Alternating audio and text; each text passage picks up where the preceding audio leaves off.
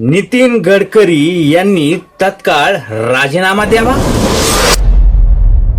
नव्या मागणीनं खळबळ, आगे कुछ तो बड़ा होने वाला है। नीट घोटाळ्यातील प्रमुख आरोपी धर्मेंद्र प्रधान यांच्या राजीनाम्यानंतर आता टोलकरी गडकरी यांचा राजीनामा दिला। हा दावा करताना सपकाळ यांनी इथेनॉल मिश्रित इंधनामुळे वाहनाचे नुकसान झाल्याचा आरोपही केला।